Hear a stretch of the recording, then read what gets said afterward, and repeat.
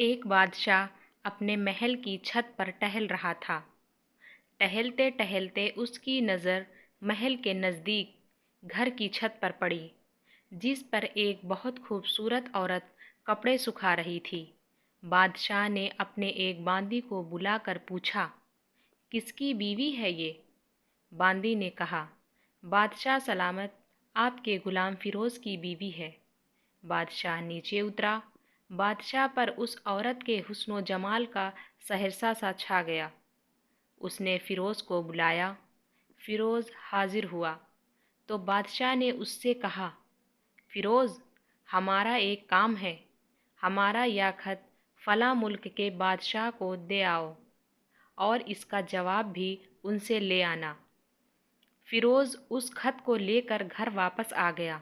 خط کو اپنے تکیے کے نیچے رکھ دیا، سفر کا سامان تیار کیا، رات گھر میں گزاری اور صبح منزل مقصود پر روانہ ہو گیا، اس بات سے انجان کہ بادشاہ نے اس کے ساتھ کیا چال چلی ہے۔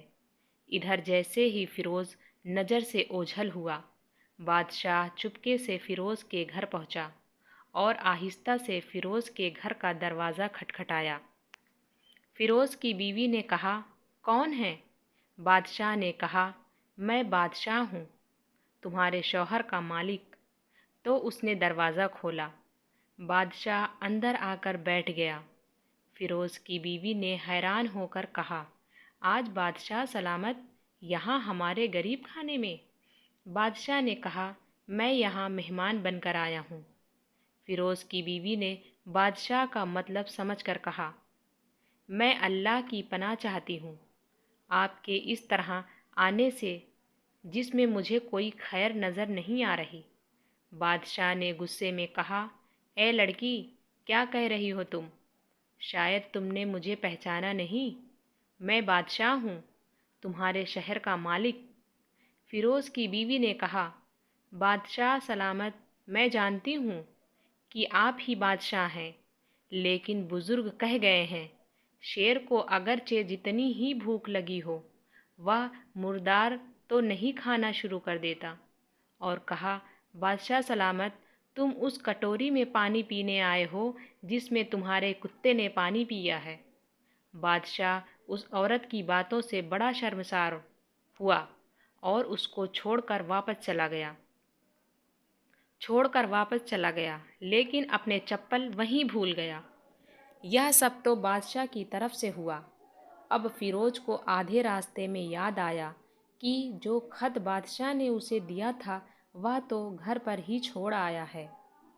اس نے گھوڑے کو تیزی سے واپس موڑا اور اپنے گھر کی طرف فیروز پہنچا تو تکیے کے نیچے سے خط نکالتے وقت اس کی نظر پلنگ کے نیچے پڑے بادشاہ کی چپل پر پڑی، جو وہ جلدی میں بھول گیا تھا۔ فیروز کا سر چکرا کر رہ گیا اور وہ سمجھ گیا کہ بادشاہ نے اسے سفر پر صرف اس لیے بھیجا تھا کہ وہ اپنا مطلب پورا کر لے۔ فیروز کسی کو کچھ بتائے بغیر چپ چاپ گھر سے نکلا۔ خط لے کر وہ چل پڑا اور کام ختم کرنے کے بعد بادشاہ کے پاس واپس آیا تو بادشاہ نے اسے انعام کے طور پر 100 دینار دیے۔ فیروز دینار لے کر بازار گیا اور عورتوں کے استعمال کے قیمتی کپڑے اور کچھ تحفے بھی خرید لیے۔ گھر پہنچ کر بیوی کو سلام کیا اور کہا، چلو تمہارے میکے چلتے ہیں۔ بیوی نے پوچھا، یہ کیا ہے؟ کہا، بادشاہ نے انعام دیا ہے اور میں چاہتا ہوں کہ تم یہ پہن کر اپنے گھر والوں کو بھی دکھاؤ۔ بیوی جیسے آپ چاہیں۔ بیوی تیار ہوئی اور اپنے والدین کے گھر اپنے شوہر کے ساتھ روانہ ہوئی۔ داماد اور بیٹی اور ان کے لائے گئے تحفوں کو دیکھ کر وہ لوگ بہت خوش ہوئے۔ فیروز بیوی کو چھوڑ کر واپس آ گیا۔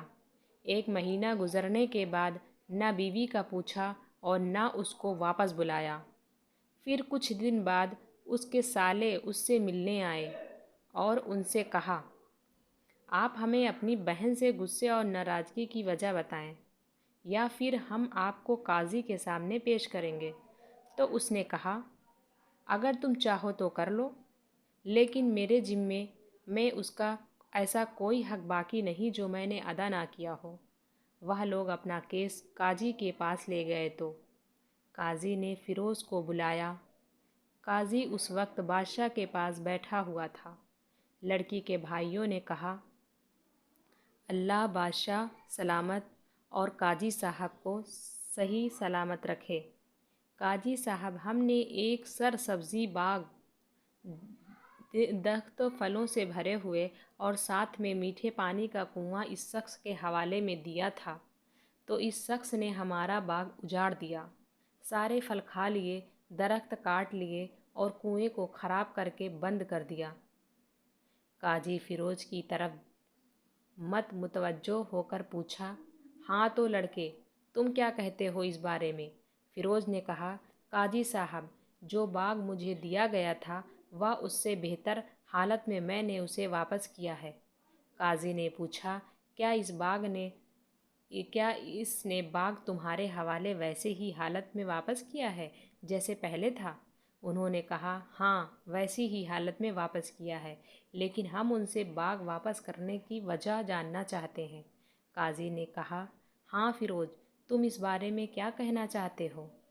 فیروز نے کہا، قاضی صاحب، میں باغ کسی غصے یا نفرت کی وجہ سے نہیں چھوڑا، بلکہ اس لیے چھوڑا کہ ایک دن جب میں باغ میں آیا تو اس میں نے شیر کے پنجوں کے نشان دیکھے، تو مجھے خوف ہوا کہ شیر مجھے کھا جائے گا، اس لیے شیر کے ڈر کی وجہ سے میں نے باغ میں جانا بند کر دیا۔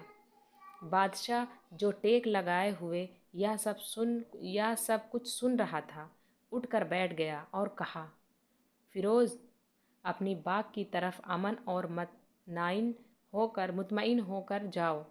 اللہ کی قسم، اس میں کوئی شک نہیں کہ شیر تمہارے باغ میں آیا تھا، لیکن وہ وہاں پر نہ تو کوئی اثر چھوڑ سکا اور نہ کوئی پتا توڑ سکا اور نہ ہی کوئی پھل کھا سکا۔